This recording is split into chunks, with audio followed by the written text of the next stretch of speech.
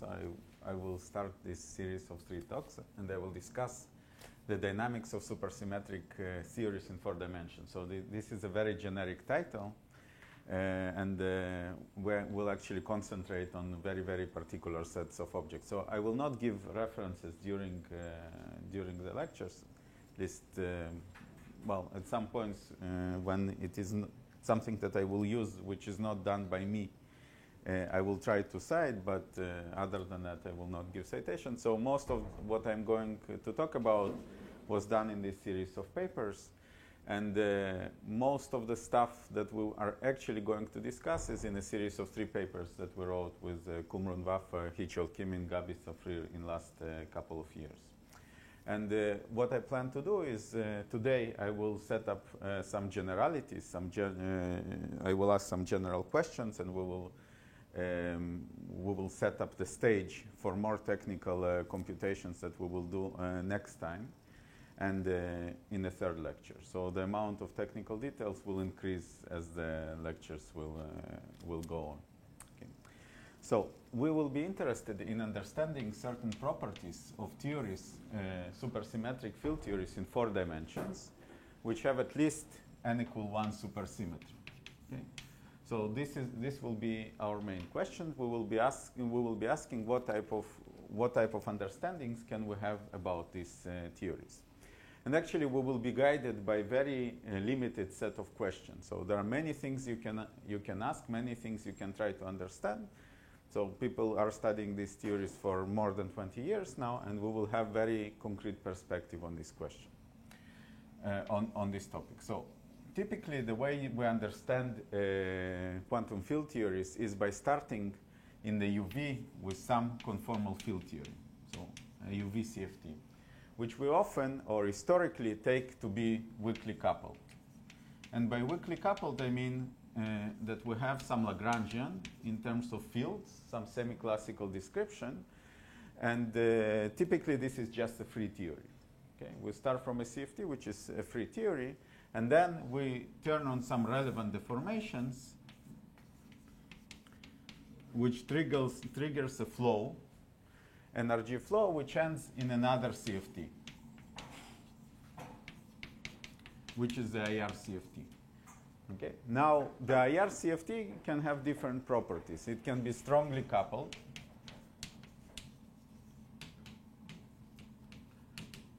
It can be free.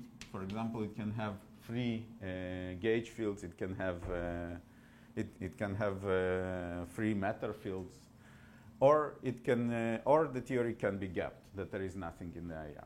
Okay. There are many. Sorry. Yes. Higher. Okay. You flow down. Okay. That's the way I like it. Yes. Okay, so there are many questions we can ask about such energy flow.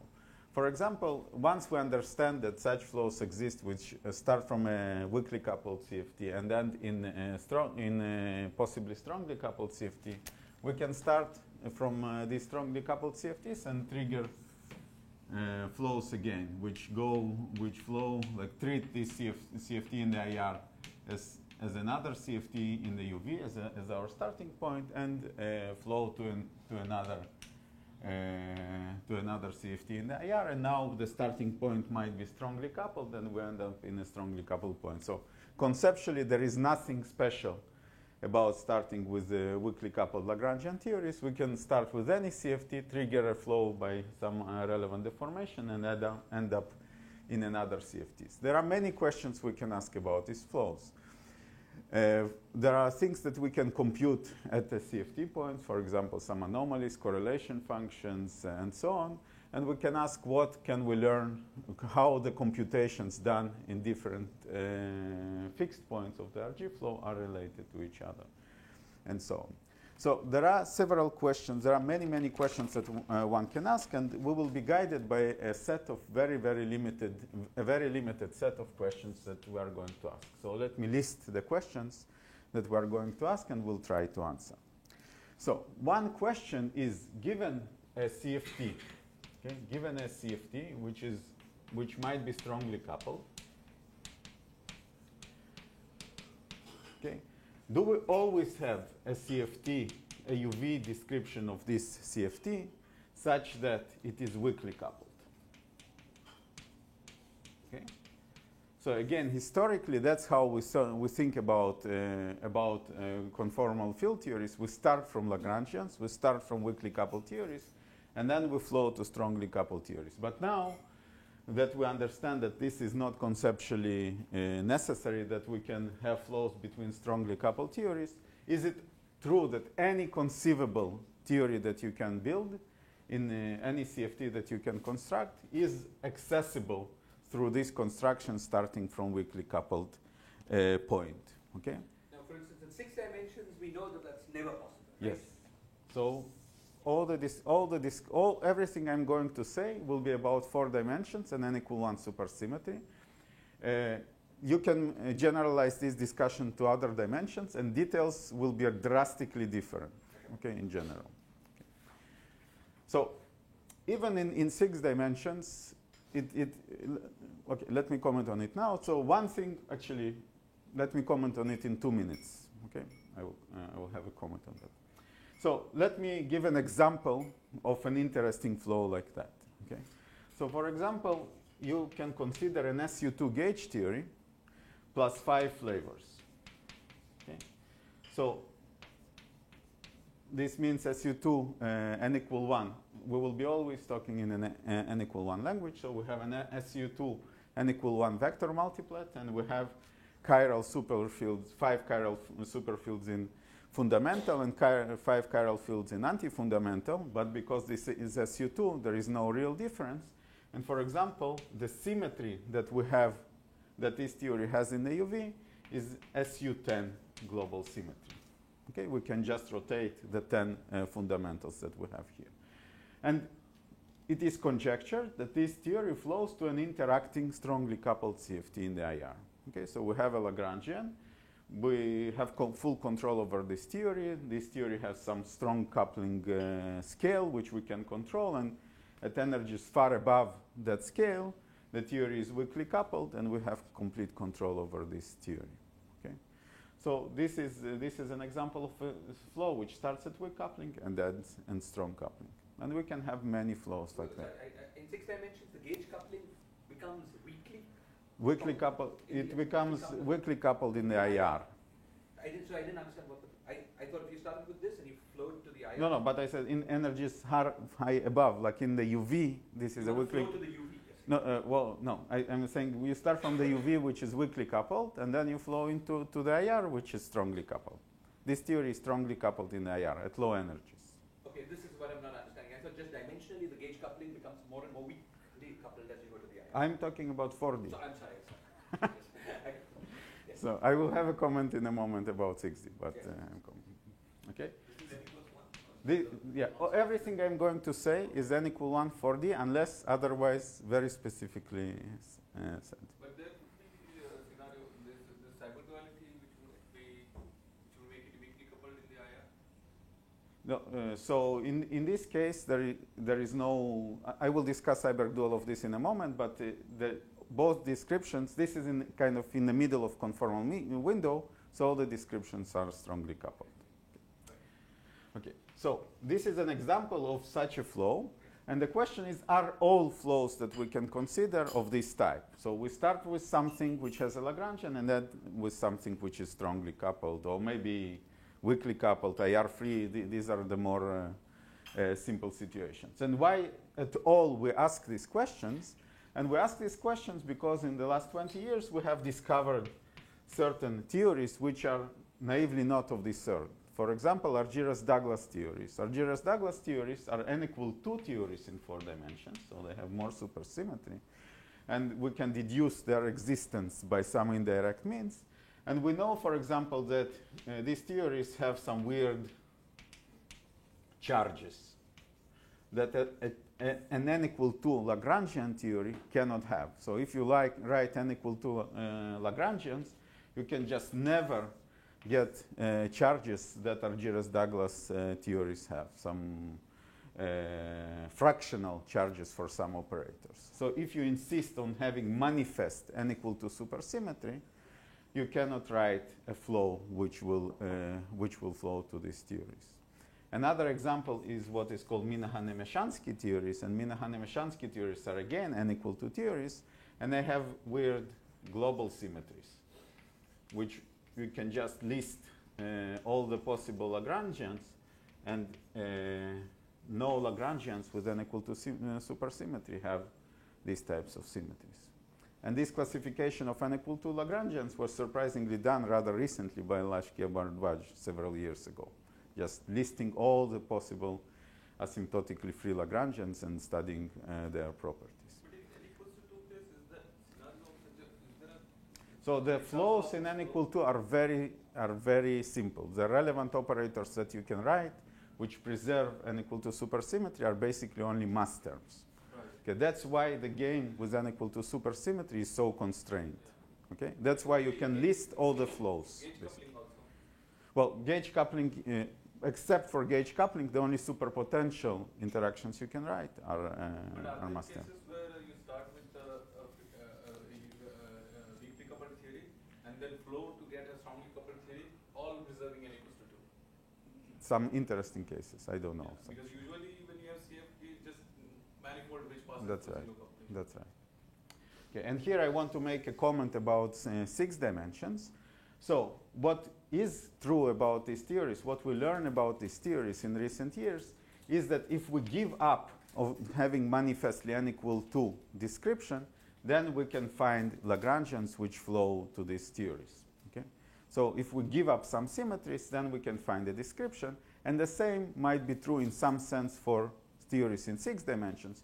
For example, if we give up some symmetries, maybe supersymmetry, maybe even Lorentz symmetry, like there are deconstruction types of constructions where you don't have the full symmetry. So if you don't have the full symmetry, there might be even Lagrangians for weirder theories in other types of dimensions. So It sounds like you have to give up something like Lorentz invariance. yes, Because, I mean, just you take any free field theory in 6 dimensions, yes, and all its operators, it's got mass terms, yes. but all the interacting operators That's all right. relevant. All the relevant. That's So, right. from the standard formalism, you just don't have That's any right. flows. But yes, that's right. But maybe there is some other construction which Yeah. gives us more fundamental symmetries that we like, but we always assume that we have, that will give rise to some kind of a Yeah. description like that. But again, I will not have any statements about 6 dimensions, only about 4 dimensions. But the point is that you start with the Euler theory where you have given up some symmetries. After the flow, you reach to this particular theory, Exactly. Which has enhanced symmetry. which has Which has the symmetry. Okay, so this is question number 1, and this is this question we will not going to answer one way or another, but we will try to attack it. Okay. So a question number 2 is as following. Again, something which you are very familiar with is that say that this type of questions, whether there is a flow which ends up in a certain CFT, has in general might have many answers. Okay, there can be equivalence classes of CFTs of flows. So you can have a CFT IR1, and you can have a CFT one CFT in the UV, another CFT in the UV, which flow to the same CFT in the IR. Okay, and this goes under the name of universality or duality. And, depends on which community you are part with. There are different ways to phrase it. And let me use the same example that I had before. So, for example, we can take this CFT to be this SU2 plus 5 flavors. And Seiberg has taught us that there is a different description of this theory, which is SU3 with 5 flavors and plus some gauge singlets. The details are not very important. Okay. So this is Seiberg duality, an example of Seiberg duality. And in general, there can be many, more than 2 descriptions which flow to the same theory. And what is important, the important point I want to make here, that the different descriptions can manifest different symmetry, okay, and can have different manifest properties. And that's why I have chosen this example. So as we already said, the symmetry that is manifest in this description is SU10, but here the symmetry which is manifest is actually only SU5 times SU5 times U1. And the reason is because the flavors, the fundamental flavors are complex here, so fundamental and anti-fundamental are not the same representation. So the symmetry that you see here is only SU5 times SU5 times U1. The symmetry of this theory is SU10. So for this duality to be consistent, since the flow preserves the symmetry, we don't turn on any deformation which breaks the symmetry. The symmetry of the CFT in the IR has to be at least SU10. And then this flow, the symmetry of this flow, must be enhanced in the IR for this picture to be consistent. Okay? So when you study these equivalences of CFTs, you often encounter such emergence of symmetry or enhancements of symmetry in the IR. And this will be an important part of the story that I'm going to discuss. So question number 3 that we are going to address rather extensively is given GUV, given the symmetry in the UV, what is the symmetry in the IR?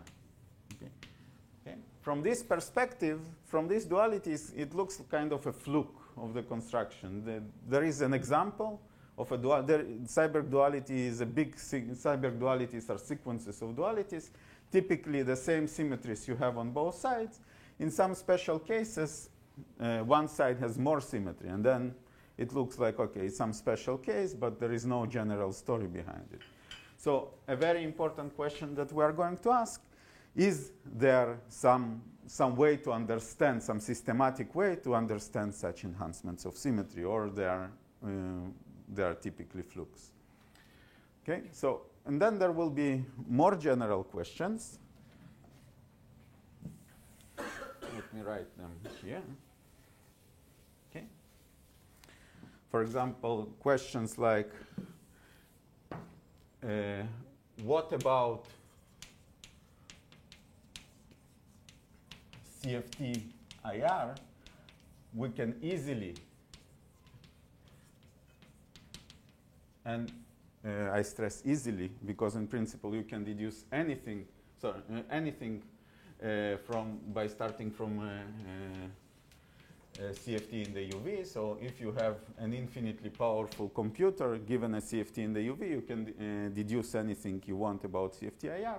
But what kind of robust properties we can deduce rather easily by starting from CFT in the UV? And finally, can we map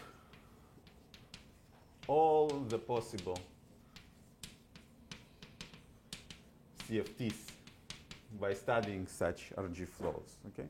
Can we have a claim about what generically is possible? What say some experimentalist comes to you and tells you, look, I have a system which in low energies behaves like that. It has these symmetries and these properties. Can you come up with a description? So can I build a complete store of theories? And if we don't find a theory in this store, we have a problem. Okay? For example, such questions might be important for people studying, say, dark energy or dark matter, or things like that, where we try to explain these things by adding some particles and some interactions. But the question are these the only possibilities that we can have? Are there other types of descriptions that we can have? Okay, this is related also to question 1 that I mentioned. Okay, so these are the general questions that we want to address. Now, what about approaches? How should we attack such questions? And there are 2 kinds of approaches now available in the market. So let me discuss them both. So there is one approach where you make use of the fact that what you are asking, the questions you are asking about, the questions you are asking are about a CFT, about a conformal field theory. Okay, and the conformal field theory has a lot of symmetry.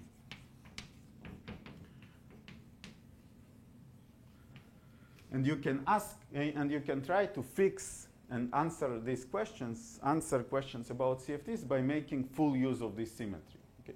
Just fixing as much as you can, fixing all from symmetry, from basically symmetry considerations and related considerations. Okay? And this goes under the name of bootstrap. Okay? So in this approach, you make emphasis on symmetry, but give up weakly coupled. Okay? You don't care if your theory is weakly coupled or not. It's a CFT. It has a lot of symmetries. You can try to fix things from symmetries alone. Now, for particular questions we are asking, this is not a perfect approach, because as I emphasized, what we want to study, for example, is emergence of symmetry. Okay? Some emergent properties. We want to start from some theory and with some other theory which has some other properties. Okay? So we don't want to make symmetry holy. Okay? And especially we are studying flows where we break conformal symmetry. Okay? So we need to come up with some other approach where we give up on symmetry, but maybe, not always, we do want to have weakly coupled descriptions, because we need to have something to work with. And also, we will not give up symmetry completely. Symmetry will play an important role. It's just that we are not going to rely on it very heavily. Okay? Or we will give up some parts of it. Okay? So in some sense, we will give up on symmetry, at least partially. And if you want to have a picture, maybe these approaches are complementary. So again, I draw this diagram. So you can have different flows between different points. So if you wish, the bootstrap approach is studying the endpoints very heavily. Okay? By studying them, you can learn about the flows. For example, you can learn what are the relevant operators, what are the irrelevant operators, and how you approach other fixed points. And the approach that we are going to take will study the links between the CFTs. Okay? So this is the picture I would want you to have in mind. Okay? So one caveat that I want to emphasize, let me see where I want to emphasize it. Okay, let me emphasize it now.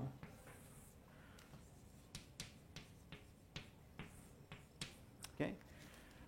One particular caveat that we will have, one particular property that we will never give up, is that we will always consider any flows which preserve minimal supersymmetry in 4 dimensions. Okay. Why is it important? Why do we need it? We need it because supersymmetry will give us some tools to answer these questions that for non-supersymmetric theories we don't have, on one hand. And on the other hand, we know that supersymmetry can emerge also. So, for example, the first question that we ask, can we always get to a fixed point by starting from weakly coupled description? It might be that some theories, to reach some theories by such a procedure, we need to study non-supersymmetric flows. Again, there are examples of non-supersymmetric flows which end in supersymmetry. There are several examples in 3 dimensions, which we're discussing in recent years. And of course, there are many examples of enhancements of supersymmetry, where we start with less supersymmetric theory and end with more supersymmetric theory. And let me mention again an example of such an enhancement, which is well known from Seiberg duality, from the start of from the beginning of all of this business. So, for example, if you have an n equals 4 SU2 gauge theory, okay, the simplest gauge theory with maximal supersymmetry that you can entertain, it has a known dual in terms of an n equal 1 SO4 gauge theory plus 3 vectors plus singlets. Okay, and this is because n equals 4 SU2 is the same as n equal 1 SO3 plus 3 vectors. This is something which works only for SU2 and not for higher rank. So if you think about this theory in such a language, there is a Seiberg duality which relates SON gauge theory with an F vectors to SONF minus n plus 4 gauge theory with an F vectors and with some number of singlets. So this is a caveat which is important to remember. Supersymmetry might also enhance. We will only discuss manifestly n equal 1 flows, and it might be that to answer this, like the most ambitious versions of the questions I'm asking, we need to give up supersymmetry also. Okay? We don't have at the moment any example where there is a flow which ends up in a supersymmetric theory for which we don't have a supersymmetric flow. So even in the cases in 3 dimensions that I know of, there is always also a flow which is manifestly supersymmetric. Maybe amount of supersymmetry enhances from minimal to larger one, but there is a minimally supersymmetric flow that we start with. Okay, and so these are very, very general statements. So now what will be the approach? And the approach I already outlined last time, so I will try to be more brief. So the approach to answer these questions, kind of the point 2 that I mentioned is philosophical, to give up symmetry, but to study things in a weakly coupled way. So what is the concrete program? How do we approach such a problem? And we approach it in a geometric way. So what we will be doing, we will be starting from CFTs in 6 dimensions. So we will study geometric flows, let me call it like that. So we are interested in studying 4-dimensional theories with n equal 1 supersymmetry. So what we will do, we will start from 6D theory, from 6D supersymmetric theory, put it on a 2-dimensional surface, some Riemann surface that we will denote by C. Maybe it will have punctures and so on. And then flow to 4-dimensional theories, to 4-dimensional QFTs. So the way to think about it is that this surface has some characteristic length L. So we take this 6-dimensional CFT, we put it on this surface with finite size, and we go to energies which are much less than the scale defined by this Riemann surface. Then we have an effective 4-dimensional theory. And in some cases, this effective theory is a interesting interacting conformal field theories. In some other cases, it might be an IR-free theory, but it is some effective 4-dimensional theory. So instead of starting from the 4D CFT, 4D in the UV, and ending in CFT 4D in the IR, we start, now Abhijit will like it more, we will start from CFD in 6D, which I will call it UV, and we will flow to CFT 4D in the IR.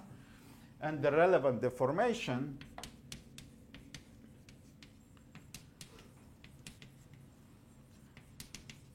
is geometry. Okay? It's geometrical. Okay? Instead of turning on some operators, we put a theory on a non-trivial space, we introduce a scale, and that is our relevant deformation, and we flow down to some CFT in the IR. And you can ask, why is this approach useful? Okay? So one claim that we want to make, kind of a working conjecture under which we will operate, is that all n equal 1 as CFTs in 4D can be engineered geometrically. Okay? And again, you must remember the caveat that I mentioned before that. All the flows that we will study, even these geometrical flows, will have supersymmetry with 4 supercharges manifest. But this will be our working assumption, that all theories in 4 dimensions can be engineered like that. And it might be a true statement or might be a false statement, but we will operate under the assumption that it is correct. And why this geometrical way of thinking is useful? And it is useful because we can translate in a very precise manner some questions which are complicated. Let me call them questions in analysis, like analyzing RG flow. You need to solve this. You need to compute the beta functions and so on. These are very, very complicated questions. To questions, very simple questions, which are just questions in algebra. Okay, you sum up some numbers, you have some group theory structure, you have some geometrical structure, and just from this very, very simple algebraic structure, you can deduce a lot of properties about CFT in the IR from CFT in the UV. So this will be the utility of this approach. Okay? It will give us tools to make some very simple statements about the IR without the need to perform complicated computations. There is no replacement for the complicated computations. Eventually, they need to be done, but at least this algebraic procedure will suggest answers that can be then checked, and some things that can be explained. Okay. So let me now. So yes. are the starting theories classified n equals 1 6-dimensional theories? Okay. So the kind of the classification that we have in mind here is so you have a T6D, a 6-dimensional theory, which is your choice. We choose any supersymmetric theory that you want.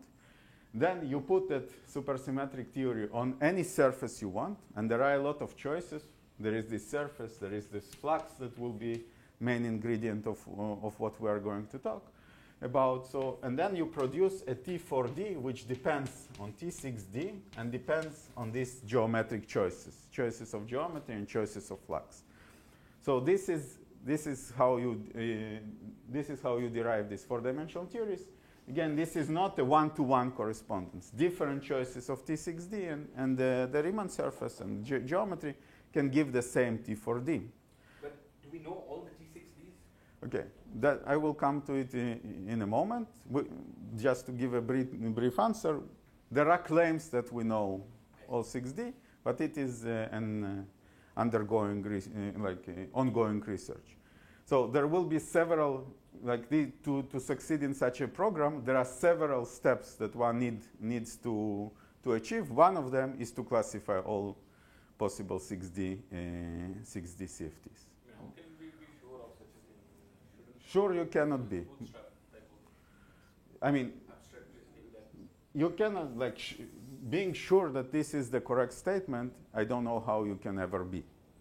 Okay? But you can try to engineer all the theories you know, all the theories you can engineer in other ways in such a way. Okay? And for most theories that we know, we can find such an engineering, I would say. And the theories, the weird theories that we know exist, we know that they exist because of such types of construction. So at least at the moment, it is a good, guiding principle to have. At some point, we might find more general. It produces a very large class. It produces a humongous class of theories, which are interrelated by many, many relations, and from which we can deduce a lot of non-trivial properties about the non-trivial dynamics of 4-dimensional theories. Okay, but it's not. Again, I stress it's not kind of a theorem as a statement. It's a working conjecture, okay, which we are very much aware that might be wrong. So before going to discussing these steps that need to be achieved, what we need to know about 6D CFTs and so on, let me give an example.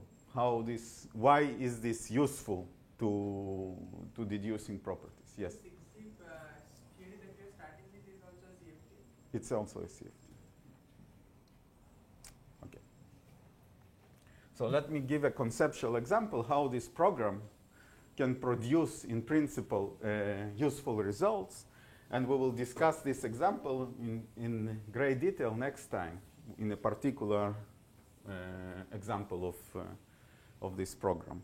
So the one of the main successes of this program is to explain a lot of emergent symmetries that we can see. And basically, most of the cases, almost all the cases that I know of emergent symmetries in n=1 dynamics can be explained in a way that I will now outline. Okay? So, when we put on, when we take our six-dimensional theory, put it on some two-dimensional surface, and turn on some fluxes, what we get, as I just written down, is a four-dimensional theory which depends on our choices. So let me distinguish the choice of a geometry and the choice of flux that we put. And the flux is some background gauge field configurations for the global symmetry which we have in 6D.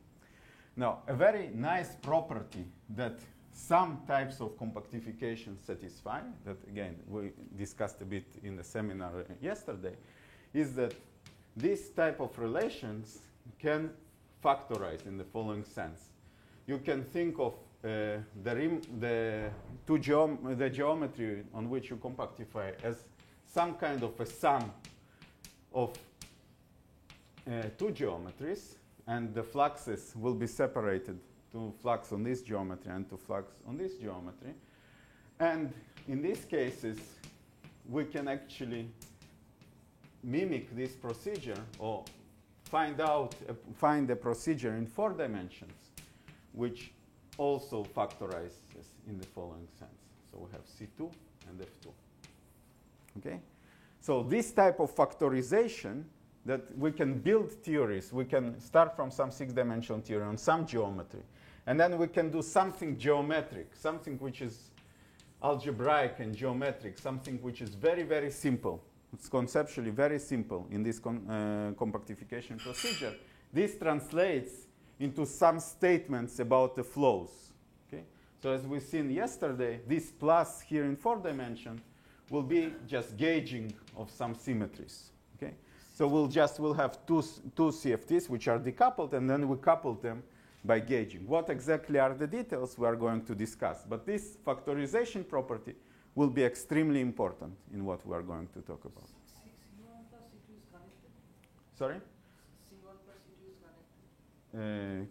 Yes, it's connected. C2, both of them are So I will draw it in a moment, but the general idea is that you have some general Riemann surface. This is C, and then you just cut it into 2 Riemann surfaces, and they will have punctures, and then you connect them along the punctures. This puncture is this operation? Say again? Yesterday you said something about erasing the puncture by joining. That's right. That's the procedure. The combining these surfaces is just gluing them, identifying the punctures together, okay, identifying the 2 punctures together geometrically, and in gauge theory that will mean that there is some flavor symmetry that it is associated to the puncture, and we gauge it. Okay, so that's the procedure. Here one is assuming that there is an exact marginal deformation corresponding to the... Yes, so let me stress it again. It's not true for general compactifications that such a procedure exists. Okay, we already mentioned yesterday when such a procedure exists, and I will mention it again today. But in many cases, we can make such a decomposition, such factorization happens. And in such cases, this is the most powerful case when we have a lot of techniques to study many properties, in particular emergence of symmetries. And let me now tell you why. I'm asking, does this work for some reason even when you don't have an exact marginal deformation corresponding to the stretching? Or it works in those cases? So in many cases, this gauging is not conformal, for example. Okay. At some level, you should think of it as the point will be that the theories that you engineer are some, again, I don't want to draw these pictures many more times, but the statements like what this T4D is, we will usually mean some CFT in the IR, but we will often have a description of this CFT in the IR as some flow starting from CFT in the UV. And then this plus sign, this gauging, you are doing here, okay? And it will be not conform. In principle, that's what I'm saying. And then it would be an exactly marginal deformation. But in concrete constructions, it will be some, you will have a flow. It will not be a marginal deformation. In particular, the mapping between the gauge coupling and whatever the marginal deformation is might be non-trivial. Okay.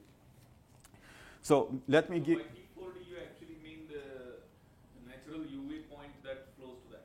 That's right. So yes. So what? Again, let me draw this picture again. So what the general picture that we will have is that we will have some geometry, some 6-dimensional CFT, which is our starting point. Then we will deform it by putting it on some geometry. We will flow to some CFT IR in 4 dimensions, and we will be able to, in good situations, we will not just be able to describe this CFT by starting from 6 dimensions. These theories are strongly coupled. We know very little about them. So we will be able to deduce some properties of this CFT from this geometry. But in good situations, we will also have a weakly coupled 4-dimensional starting point, which will flow to the same CFT, at least. Speaking, that would be obtained from that by dimensional reduction. No. Well, what do you mean by dimensional reduction? Then, it's a vague enough statement, so I can say yes, but there are no fields here. What I'm saying is it's directly related to the 60 from a side. This description? No. This description, as we discussed before, there might be many descriptions which will look very differently. So there is no unique such description. There is a unique CFT to which we flow, and that might be strongly coupled. And that is the thing that you get from 6 dimensions. So if you wish, this is another example of duality, where you have 2 different UV completions. Well, it's a CFT by itself, so it's a complete theory, but you have 2 different flows which flow to this fixed point. Okay?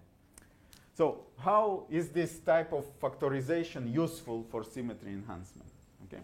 So the way it goes is that typically we will have some symmetry in 6 dimensions, which has some rank R.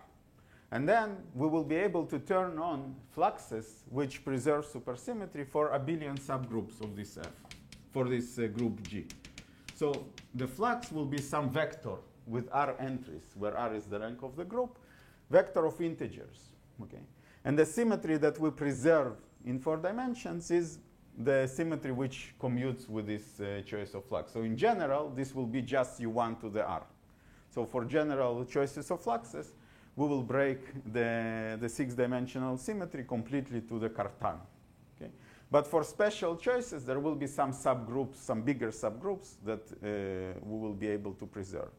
In particular, if we have such a factorization, and say we have a surface, some complicated surface, let me take genus 2 surface, and let me take some flux F, okay, some arbitrary vector of flux F, we will be able in some situation to think about this compactification as a combination of 2 pieces. And again, this is a geometric picture, but each piece corresponds to 4-dimensional theory that we will then gauge. And we can split the flux to F1 and F2. In particular, F1 and F2 might be generic. They might break the symmetry of the 6-dimensional theories to U1. But when you combine them to form the flux F that appears here, it might be non-generic. For example, you can actually take the most extreme situation is when F1 is equal to minus F2. Okay? So you have some generic flux here. You completely broken the symmetry to the Cartan. You also did the same here, but you combine these theories together and you preserve suddenly the full 6D symmetry.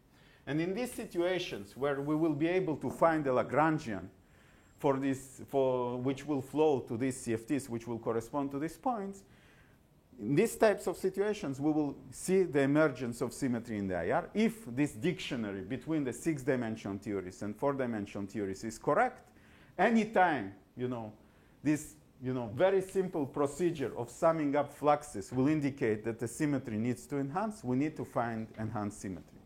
And in many, many, many cases, all the symmetry enhancements that you know of that were, which appear as flux in four-dimensional analysis, are explained by such simple considerations. Let me stress, this is not a dynamical explanation in 4D. We don't understand how it happens. If you study the four-dimensional dynamics, you flow to strong coupling, some complicated non-perturbative effects or strong coupling effects happen. But all of this can be explained or predicted, let me say, from this six-dimensional point of view. Not dynamically, but just explain when you should expect such symmetries to enhance. And this is kind of, if you believe the duality between the six-dimensional flow and four-dimensional flows, this should happen. Okay? The splitting up F into F1 plus F2, is that sort of unique? No, excellent point. This is my next point. So the splitting is not unique. So we can do anything which will maintain the same sum. And then you will get that the theories are defined by the choice of flux and the geometry. And then if you have a different flux, this will be a different theory, really different looking theory. So what this translates to in 4 dimensions is to duality. Okay? And again, many dualities that we know of are explained by just different splittings of fluxes or different ways to split the geometry. Another way to do things is just, do different pair of pants decompositions of Riemann surfaces. That if you follow the n=2 story of Gayotto, that's the main tool there, because there the flux was fixed. Basically, there the flux. Exactly. So there you turn on only the flux which preserves n=2. So there this was not a thing you played with. You only played with geometry, and even playing just with the geometry, you could find a lot of dualities. But with this knob, or with this lever that you can play with, you can generate many, many more n=1 dualities. Okay? Okay, any questions? If no questions, we will move to setting up the stage. What needs to be done to come? So this thing is, in a way, from a 4-dimensional point of view, an example of the thing you first told us about, that there's some dual description in which your symmetry becomes manifest. Well, yes, which is the 6D flow. The 6D flow, in a sense, always has the symmetry manifest. But it's a bit a cheat because we don't have a useful description of a 6D theory. You say that even if you choose the 4D description corresponding to, let's say, the choice where in 6D you would have preserved more symmetry, in the 4D field theory you just don't see that. No, not always. So, for example, the thing I said, say this flux is equal to 0. Yeah. You can, in principle, set these fluxes to 0, and then you have a symmetry manifest. But what will typically happen is that we don't know a useful UV description, a Lagrangian weakly coupled UV description, where the flux is 0. Okay, we just don't know. Useful duality framework. Exactly. In principle, there might be, but we don't have a useful one. We typically will have a useful description when symmetry is broken a lot. Okay, it's not a theorem again. It's just an experimental. Like when you play with these things, that's what typically happens. Okay, right. One thing I forgot to say that with these factorization properties, the whole problem of building the dictionary between compactifications and 4-dimensional theories basically reduces to trying to understand what are the two punctured spheres, say, with flux. Okay, what are say you compactify your 6D theory on a cylinder with some arbitrary flux, or rather some minimal value of flux, because if you have a minimal value of flux, you just can concatenate these things together to build a tube with larger flux. And if you want compactifications on higher Riemann surfaces, you can, in principle, just understand 3 punctured spheres or things like that, say with 0 flux. Again, if you want flux, you just glue these things together. So in the end, you just have some Lego pieces. Really, it's just your 4-dimensional theories are built from very few Lego pieces, these tubes with fluxes and these 3 punctured spheres. And if you know them, you can build anything. Okay, and we've seen example yesterday where we did not have this flux freedom because the theories did not have any symmetry. Do the 3 punctured spheres also have fluxes? We can turn on fluxes, but you always can think of them as something which has 0 flux to which a tube with some flux is glued to. But you can't get anything new by putting fluxes? No, well, you can. Well, again, there is a question of, in principle, these are the toys you can play with. But practically, what we will often find is a three-puncture sphere with some value of flux as some kind of useful description. And we don't know a useful description of, say, a three-puncture sphere with zero flux. We just, well, it will be just more complicated. So this blocks that you have, these Lego blocks, Yes. you actually want, I mean, to complete the full picture, you want a piece with zero flux, a piece with minimum of positive flux, and minimum negative flux. That's right. Okay, and usually because flux, positive and negative flux are actually the same thing, it's just you flip a sign, the things with positive and negative flux will be basically the same thing. Just you identify some things in a different way. And again, actually this thing we will do in great detail next time when we will discuss a very particular example of this program. We'll have example of exactly deriving these tubes with positive flux, negative flux, and basically charge conjugation. That's what it is. Okay, so let me now discuss some, just to get oriented. How much time do I have? Half an hour, okay, great. So let me now go to Shiraz's question about 6D, what we know about 6D.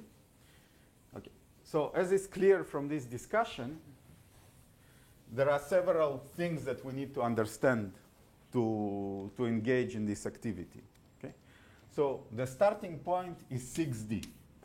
Okay, so we need to understand what are the theories in 6 dimensions. And this is a hard problem to understand. It's probably a simpler problem to understand than understanding what is the space of all possible theories in 4 dimensions. Okay? So one way to think about it is the amount of supersymmetry, that minimal supersymmetry we have here is 8 supercharges. It's like n equal 2 in 4 dimensions. And as I already mentioned, if you want to classify all the Lagrangians in 4 dimensions with n equal 2 supersymmetry, it's a task which was achieved, just classifying Lagrangians. So there are attempts to classify 6-dimensional CFTs. And the attempts come from M theory, F theory, and again classifying Lagrangians. Okay. These are different constructions, so you can look on M5 branes or some more sophisticated F theory constructions, or you can just write Lagrangians in 6 dimensions, like we mentioned in the seminar talk, and then ask when it is plausible that these Lagrangians are just deformations of a conformal field theory. So for our goal, we will be users of this classification program. It's an interesting, very interesting classification program which is underway. There are claims of complete classification. There is at the moment debate whether it is complete classification or not. But typically, again, I'm not an expert on this part of the story, but my understanding is that anything you can do in one way, you typically can do in another way. So there are a lot of checks of completeness of the picture that people have now.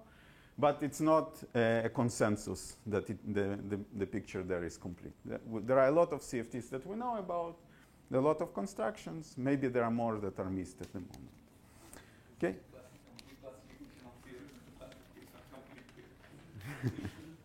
So let me just give you some example of the... Sorry, just to get oriented, are there fixed manifolds in 6 No, I think there are no exactly marginal deformations. So this is all fixed points. Yes. That's already much simpler. Right. So there is this work by Intriligator, Cordova, and Dumitrescu, who studied these questions, like whether you can have relevant deformations, marginal deformation. And I think the answer is no. Everything is... So you want to classify some discrete set of theories?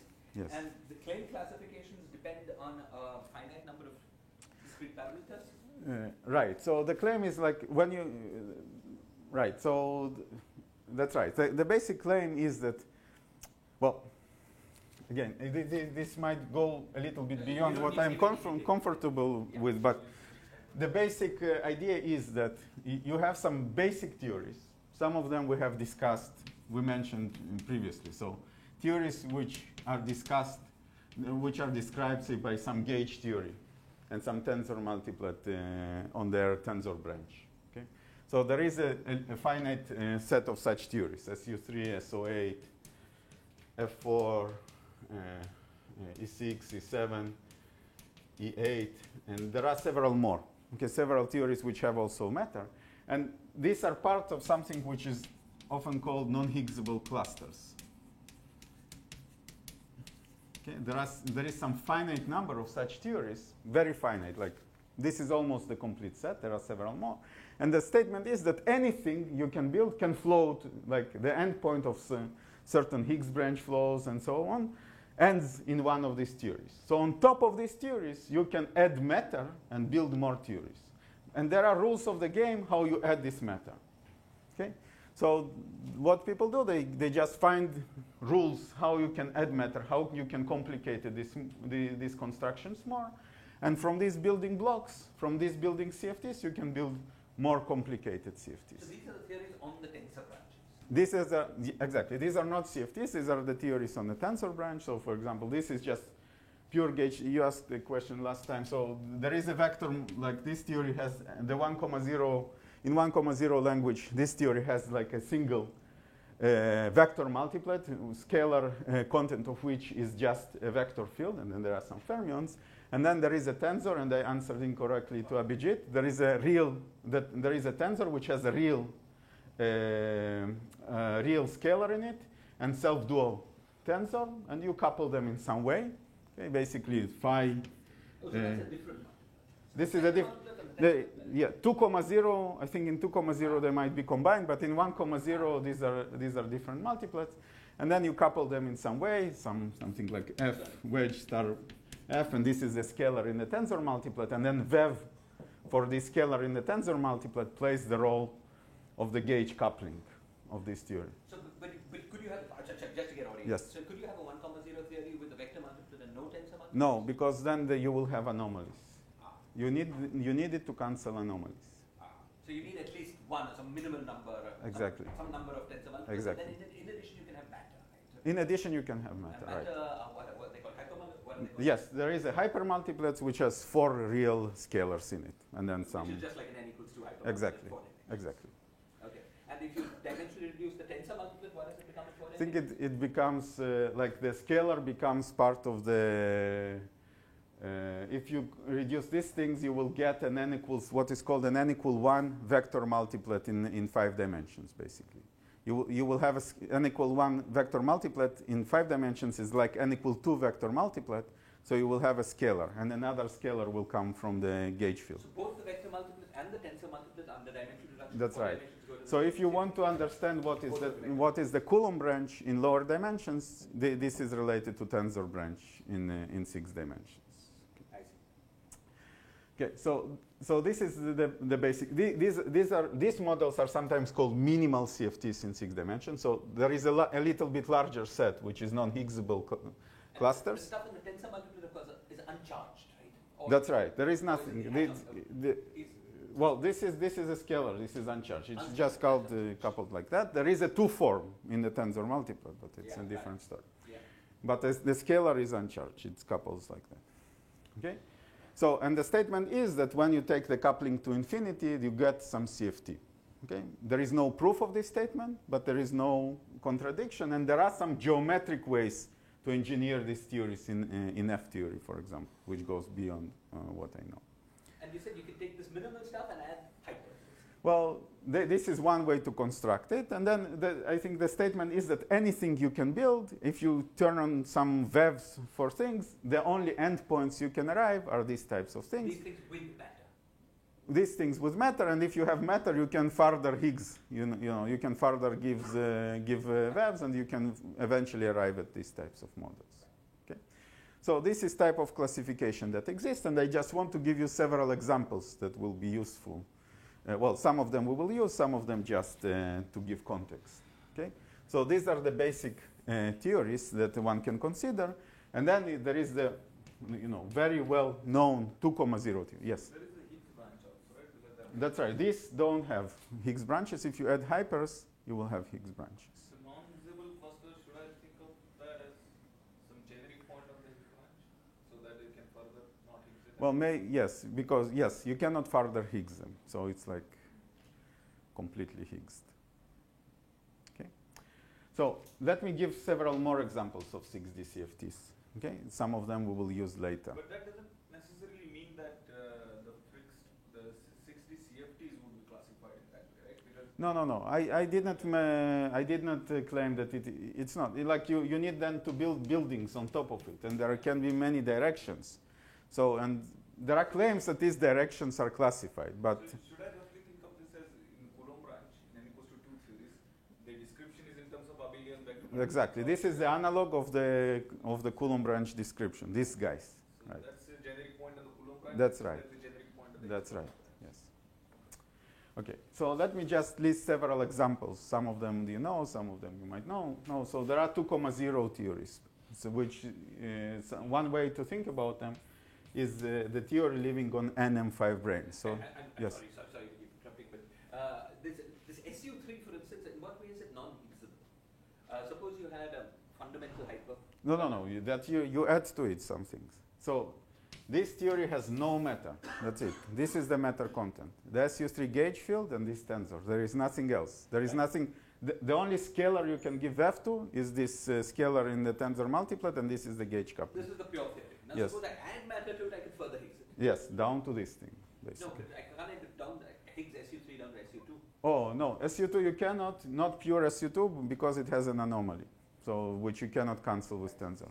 So there are constraints. So SU2 has Witten type anomaly. So there pi cannot be a potential which will allow SU.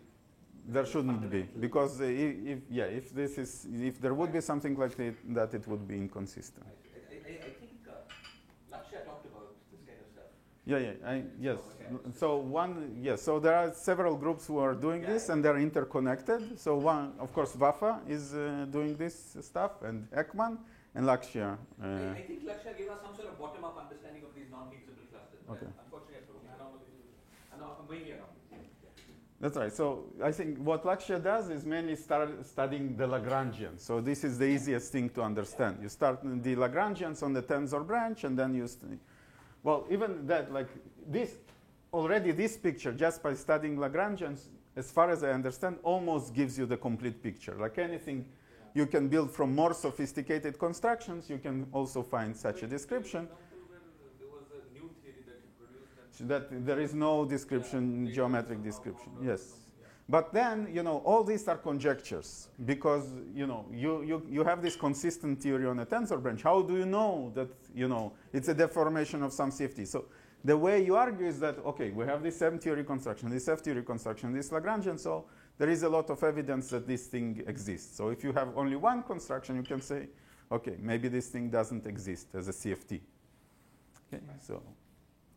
Okay, so let me give you some examples. So beyond this thing. So one example is 2,0 theories, which are classified.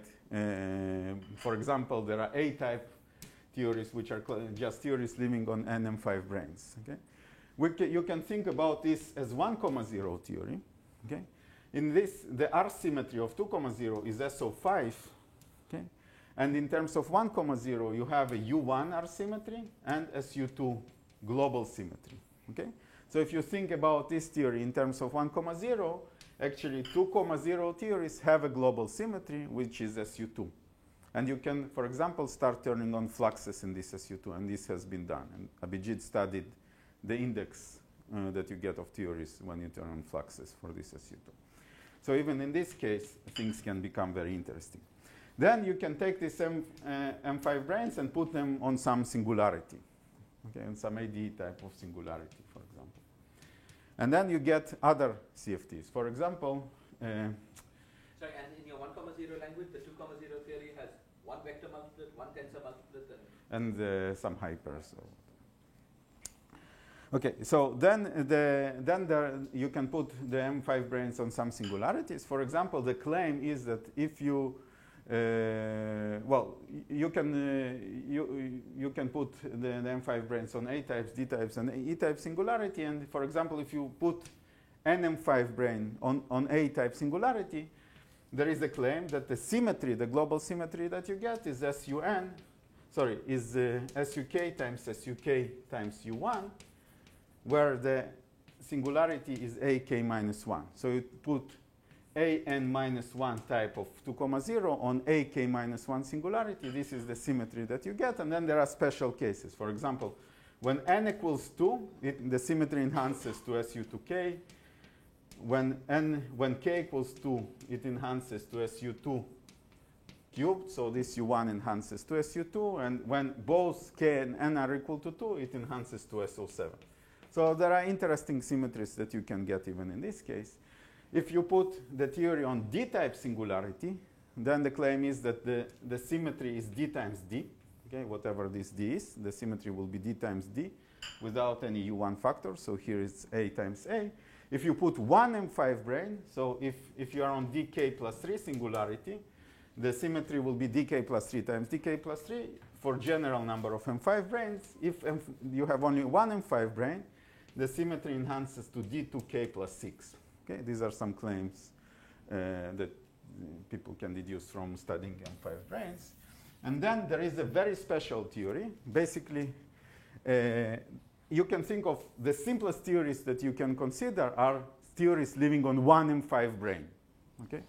And the claim is if you put one M5 branes on ZK singularity, you just get free theories. It's just theory on a one M5 brane without singularity is just some free 2,0 multiplet with nothing interesting. If you put it on an orbifold, you still get some collection of free fields. And the simplest theory you can get from one M5 brane is if you put it on a D4 singularity. Okay? So one M5 brane on D4 singularity is also called E-string theory. Okay? And this will be a main player of the next lecture.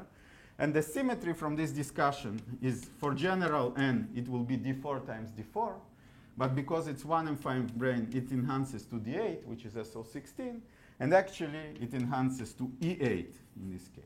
So there is this E-string theory, which is just a CFT living on one M5 brane, probing some singularity.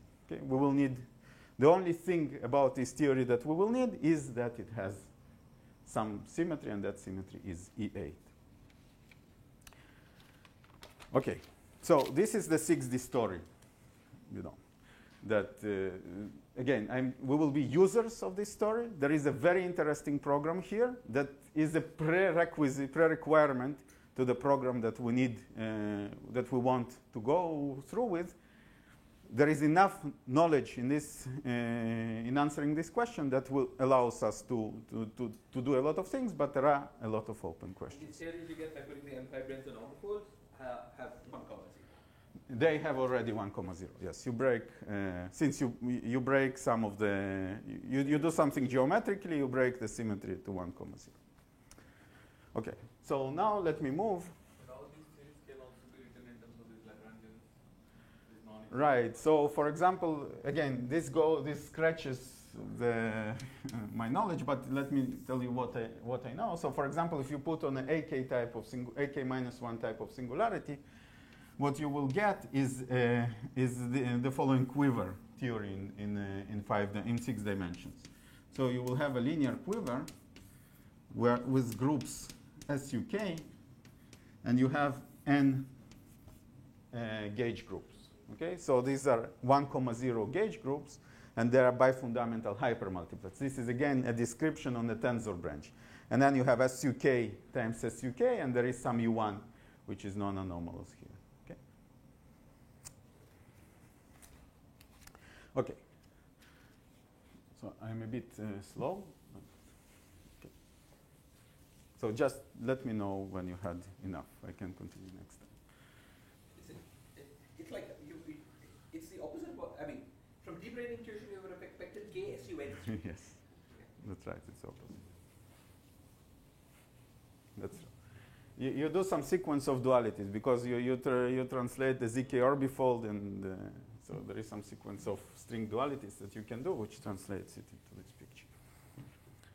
And again, it's very useful when you work on it to have an expert on these questions. And in my case, as you can see, there is one name which appears the most. So Gabi is an absolute expert on his 6D and 5D, and I rely heavily on his knowledge of these aspects. Okay.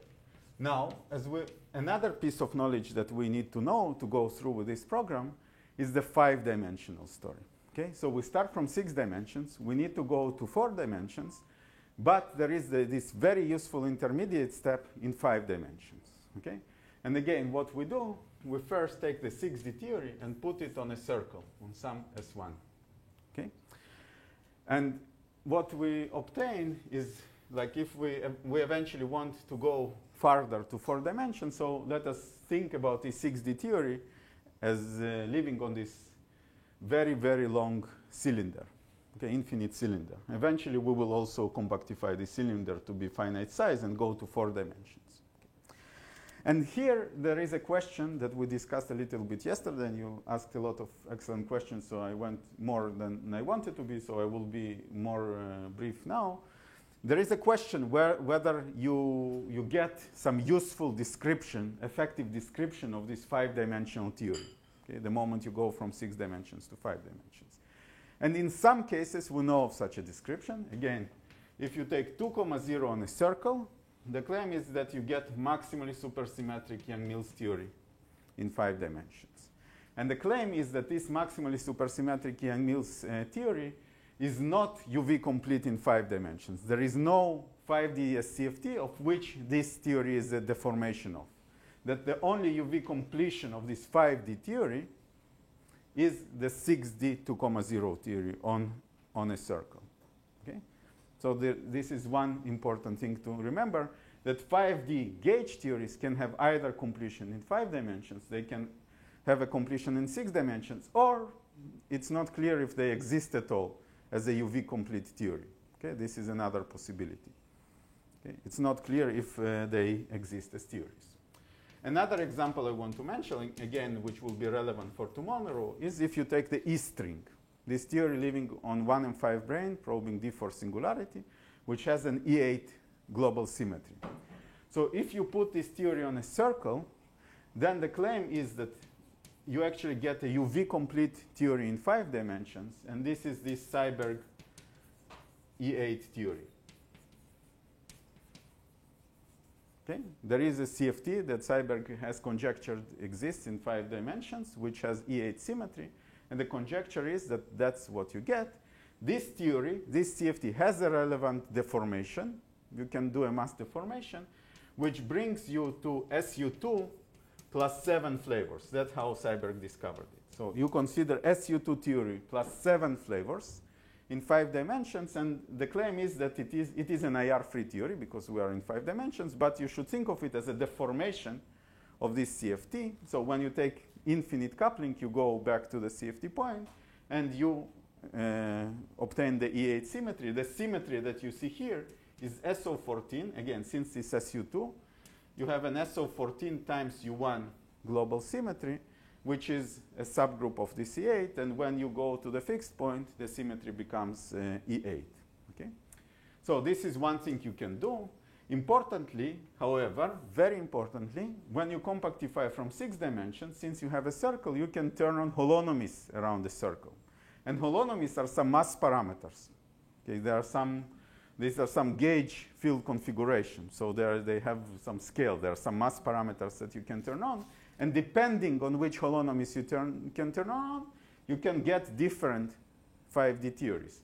So for example, the claim is that with particular holonomy, which actually breaks the symmetry explicitly from E8 to SO14 times U1, you get an effective description, which is SU2 plus 8 flavors, okay, in 5 dimensions.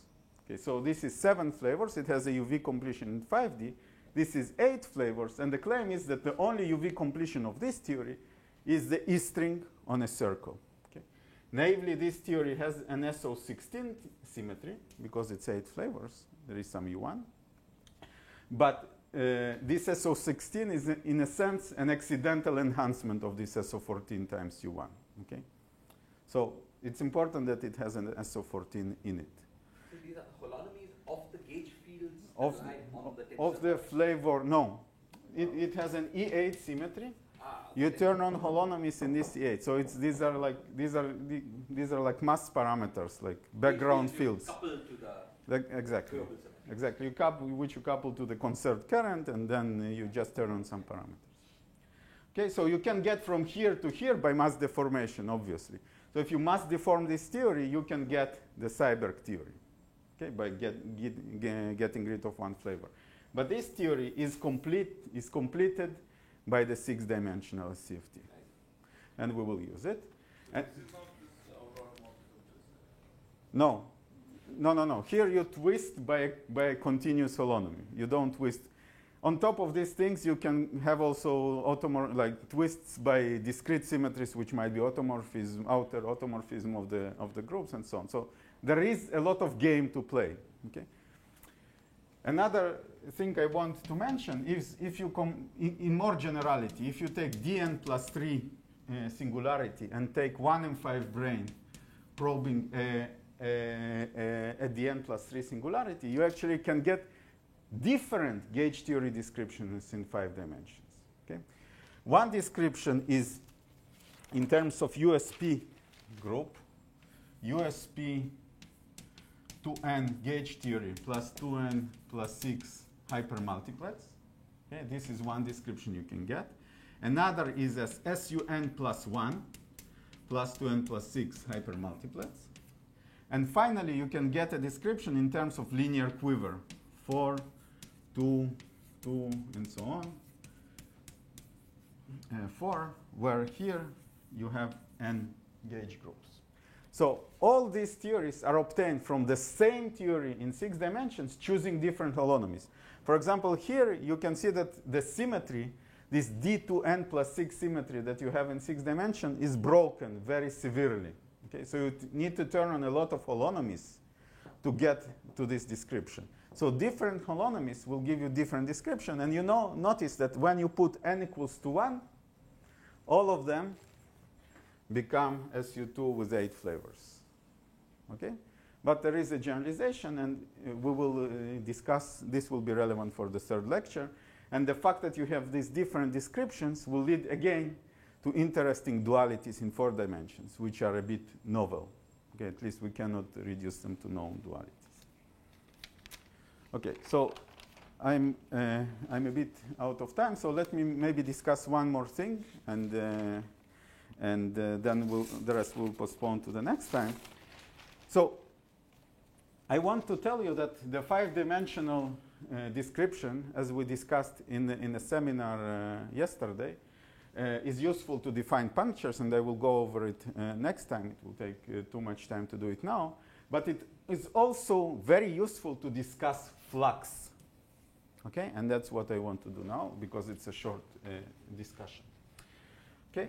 So why is it useful? So you can ask, what happens if we turn on flux in 6 dimensions? Can we understand the flux in 5 dimensions? Okay? And the reason, linear holonomy. exactly, a space-time dependent holonomy. So say we have some U1 symmetry in 6 dimensions, and we turn on for it flux. Okay?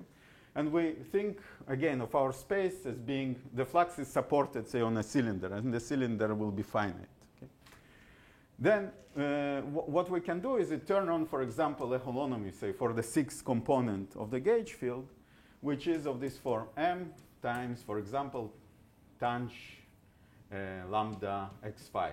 So this is x5. So this is the 5th direction, and the 6th direction is the circle. Okay, if you compute the f5, 6, you will get something which is proportional to 1 over sinh square of lambda x5. Okay, so if you write a profile here, so you have a profile of the gauge field which interpolates between minus m and m, 2 different holonomies. Okay, and if you compute the flux, it's localized here. Okay, Like a domain wall. exactly. So to understand flux in 5 dimensions, you need to study domain walls. So duality, they sometimes are called duality walls, which interpolate between different values of holonomies. And as we discussed that when we turn on holonomies, we often get gauge theories. we will get one type of gauge theory here, another type of gauge theory here, and then a domain wall with some 4D degrees of freedom stuck on it. Okay? So there are three problems we discussed that we need to understand. The 6D theories, the 5D reductions, and another very useful problem to understand these reductions with flux is to understand these domain walls in 5 dimensions. And again, when you have different descriptions like this, you can have one type of description here, another type of description here. It's a USP theory here, SU theory here, and there is a domain wall living between them. And if you understand such domain walls, you understand how to introduce flux into the game in these Lagrangians. And then you can, the moment you have Lagrangians in 5D, you can just reduce them to 4D, and you will get Lagrangians in 4D, which correspond, for example, to tubes with flux. This is not a solved problem. For general theory, we don't know what a theory living on these domain walls is. In certain cases, we know, and we will discuss these examples tomorrow. Normally, considerations will constrain the matter. That's basically, so what is being done, so there is not much literature on it. So the experts on these are Gayotto and Kim, Kichol Kim. Okay, and Kim is my other collaborator on this sequence. So it's another very important ingredient on this story. What they do, typically, you guess some matter content, some simple matter content, and then you constrain it with anomalies and other, like when you have two such duality domain walls which kind of interpolate between M and minus M, this should be like an empty, like no domain walls and so on. So there are some kind of constraints you can, some kind of game you can play with, but it's not a first principle derivation. And in particular, it might be that the theory which lives on these domain walls is non-Lagrangian, in the sense that we just don't know a Lagrangian for it. Not that it's not just free fields. So in cases where the free fields work, we have a plausible guess, which we can check, but nothing guarantees that it is just free fields. It can be more complicated CFTs. In particular, in the n equal 2 story, these things which live on these domain walls are typically what people would call non-Lagrangian. So they are strongly coupled as CFTs for which we don't have a useful description at the moment. So to understand flux in general, we need to understand these domain walls in 5D. At least this is a very useful thing to do. And when we know this description, we basically are in business, at least understanding compactifications on tubes. And understanding compactifications on tubes, we can understand compactifications on tori. So once you guess that theory, you know what the theory with flux is. Basically. Exactly. And then you basically know everything. Everything on a torus or tubes. You know, the missing piece would be these three punctured spheres, for which at the moment we don't have an algorithm how to derive these theories. We'll discuss it in the third talk.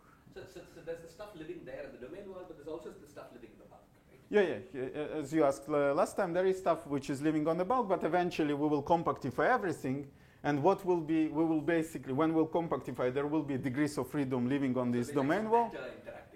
Right, and there will be some extra matter, but because of the boundary condition, we freeze that matter when we go to 4D. But if you're looking at 5D theory, there are dynamical fields which live here. Okay, so we'll start from here next time, and what we will do, we will understand E string on a torus. We will completely classify this problem. We will derive all the theories that you can have in 4 dimensions, starting from E string theory on a torus.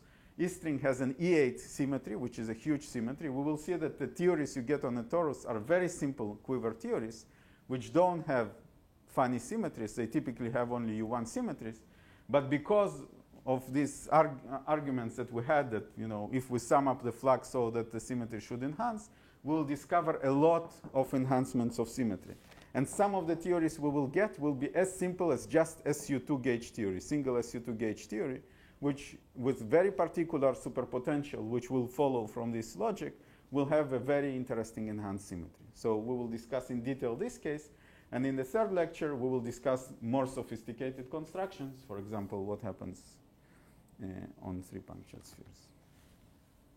Okay, thank you for your attention.